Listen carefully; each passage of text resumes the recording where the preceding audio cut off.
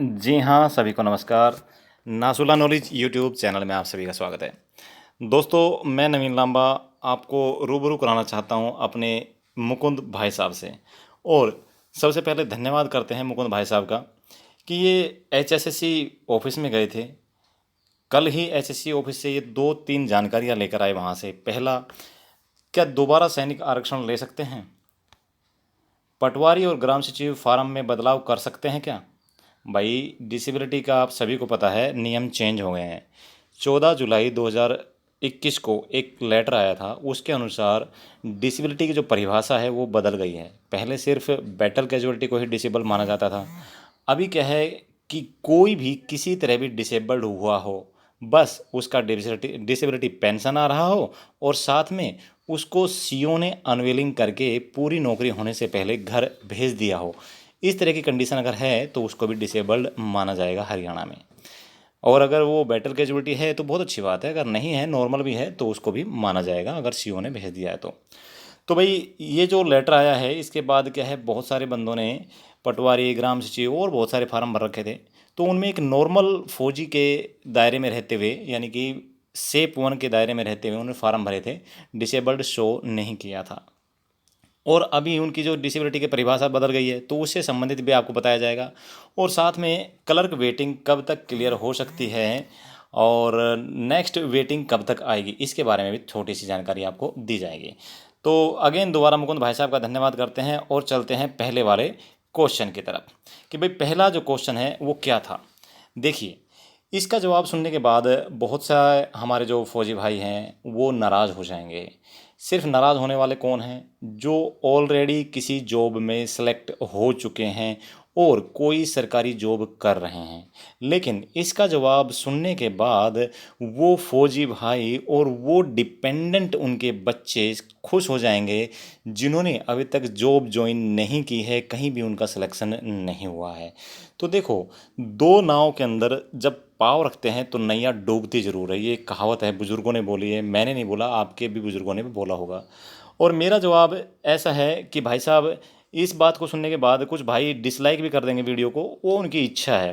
क्योंकि हम अपनी कमियों को दूसरों से छिपा सकते हैं, लेकिन गलती से अपनी गिरबान के अंदर खुद झांक कर देखें तो पता चल जाएगा कि हमारे अंदर कौन कौन सी कमियां हैं।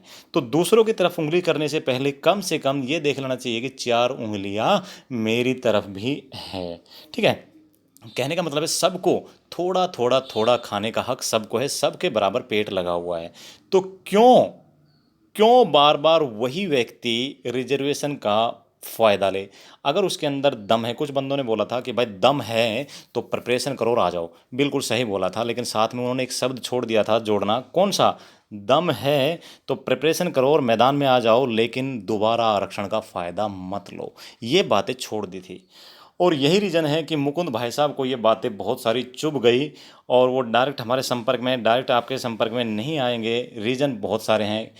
ओके, कोई बात नहीं, पहले जो हम इसका जवाब दे देते हैं। दोबारा सैनिक आरक्षण ले सकते हैं क्या? बिल्कुल नहीं। कल खत्री साहब से मुलाकात हुई थी, 17 अगस्त की कल की तारीख, खत्री साहब से अपने भोपाल सिंह खत्री जी, जो कि एचएसएससी के चेयरमैन हैं, उनसे इनकी बातचीत हुई। उन्होंने बताया कि दोबारा सैनिक आरक्षण का फ़ायदा नहीं ले सकते। बोला सर पहले कई बंदों ने लिया है। बोला रूलिंग पहले भी था, नया रूल कुछ नहीं है, बस पहले चेक नहीं किया गया। अब दोबारा सैनिक आरक्षण का अगर कोई व्यक्ति फायदा लेता है तो उसे 420 के केस में डायरेक्ट, क्या, 420 के केस में डायरेक्ट उसे जेल का प्रावधान है, ऐसा बताया। अभी देखिए, 420 के केस में बिल्कुल आपको सच को पता है कि जेल का प्रावधान 100% होता है। तो भाई, जिस भी भाई ने एक बार आरक्षण ले लिया है वो आने वाली भविष्य की नौकरियों में आरक्षण अपने रिस्क पर लें। हमारा काम था आप तक मैसेज पहुंचाना, आप किसी अपने गुप्त सूत्रों से भी जान सकते हो। बिल्कुल सच बताया भाई, लेटर जो आया था 14 जुलाई 2021 का, आप वो पढ़ चुके हो। और नहीं भी पढ़ा है तो आप मेरे व्हाट्सएप नंबर 8727090308 से वो लेटर जो है मंगा सकते हो। मैं आपको व्हाट्सएप भी कर दूंगा, आप ध्यान से पढ़ लेना। ओके, तो दोबारा सैनिक आरक्षण का फ़ायदा नहीं ले सकते। इससे फ़ायदा क्या होगा?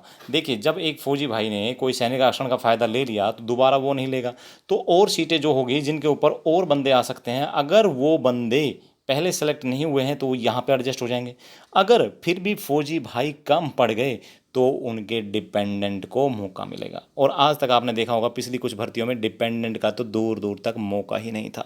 तो हो गया ना फ़ायदा। देखिए, सभी के घर में चूल्हा चले, यही सब चाहते हैं, या कुछ ऐसे भी चाहते हैं कि मेरा ही पेट भरता रहे बाकी जाए भाड़ में? नहीं, ऐसा कोई नहीं चाहता। जो चाहते हैं वो कुछ ज़्यादा 3-4% है, और डिसलाइक से आपको पता भी चल जाएगा कितने लोग हैं।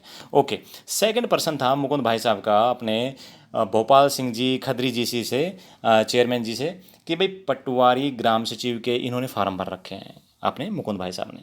तो इन्होंने भविष्य में ये जो एग्ज़ाम होंगे, ठीक है, अभी ये क्या है कि डिसेबल्ड फौजी है, पहले इनको डिसेबिलिटी में नहीं काउंट किया जाता था, क्योंकि डिसेबिलिटी की परिभाषा पहले क्या थी कि भाई जो व्यक्ति बैटल कैजुअलिटी है, वार कैजुअलिटी है, या ऑपरेशन एरिया में डिसेबल्ड हुआ है, उसे ही डिसेबल्ड काउंट किया जाएगा हरियाणा में।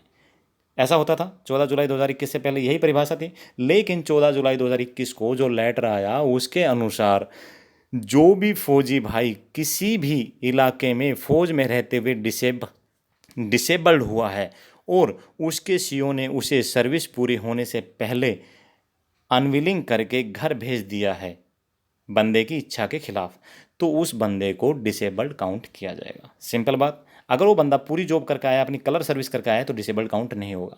ओके, अगर वो बंदा पहले आ जाता है तो उसे डिसेबल्ड काउंट किया जाएगा। तो अब इनका कहने का मतलब ये था मुकुंद भाई साहब का, कि इन्होंने जब फॉर्म भरे थे उस समय इनको डिसेबिलिटी में नहीं समझा जाता था, क्योंकि ये बैटल कैजुअलिटी थे नहीं। ये तो भाई साहब अहमदनगर शायद आर्मड के हैं, तो अहमदनगर से इन्होंने वहाँ पे ये हुए थे अपने क्या बोलते हैं डिसेबल। तो अहमदनगर तो आता नहीं है किसमें, क्या बोलते हैं सीआई ऑपरेशनल एरिया में आता नहीं है, तो इस वजह से इनको डिसेबल्ड काउंट नहीं किया था, और इन्होंने जनरल यानी कि एक नॉर्मल सेफ वन फौजी की तरह फॉर्म फिलअप किए थे। लेकिन अभी जो ये पॉलिसी आई उसके बाद में इन्होंने एक क्वेश्चन किया, क्या मैं पटवारी और ग्राम सचिव के फॉर्म में बदलाव कर सकता हूँ, क्योंकि अभी ये डिसेबल्ड है।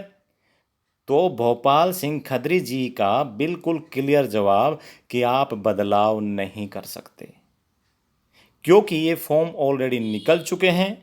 आप इनमें किसी तरह का भी बदलाव नहीं कर सकते। जो लेटर आया था उससे पहले फॉर्म निकले थे, तो आप बदलाव नहीं कर सकते, उनका ये जवाब था।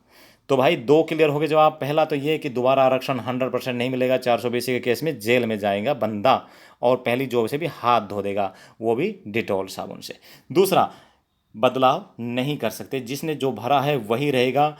अभी बंदा पहले था कैटेगरी था, डिसेबल्ड था, लेकिन वो काउंट नहीं होता था, अब काउंट होता है, तो फॉर्म में बदलाव करना चाहता है, नहीं होगा। ओके, अगला, ये जो क्वेश्चन पूछे गए, ये ऑफिस में उनके स्टाफ से, कुछ जो रिसेप्शन वगैरह पे होते हैं, अन्य स्टाफ होते हैं, वहाँ से क्वेश्चन पूछे। कलर वेटिंग कब तक क्लियर हो सकती है? अभी जो कलर की वेटिंग आई थी 1400 समथिंग वैकेंसी की, तो ये कब तक क्लियर हो सकती है? बोला कि इसके बारे में आपको तुरंत पता लग जाएगा जिस दिन क्लियर होगी।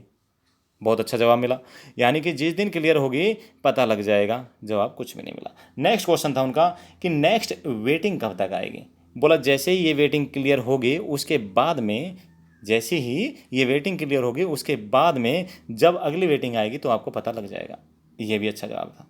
तो भाई ये चार जो क्वेश्चन पूछे अपने मुकुंद भाई साहब, ये गए थे, फोटो में आप देख रहे हैं, तो इनका बहुत बहुत धन्यवाद चारों क्वेश्चनों को। ये दो मेन क्वेश्चन है जो फौजी भाइयों के लिए और उनके डिपेंडेंट के लिए हैं, तो बहुत सारे लोगों को इसका फ़ायदा भी होने वाला है। मैंने ब्रीफ से और आराम से समझा दिया है।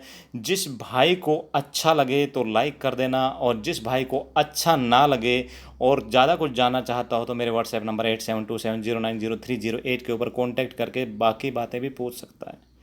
ठीक है भाई, ओके, थैंक यू। जय हिंद, जय भारत। ये नवीन लांबा आपका स्वागत करता है कि आपने इतनी अच्छी अच्छी बातें सुनी। नमस्कार।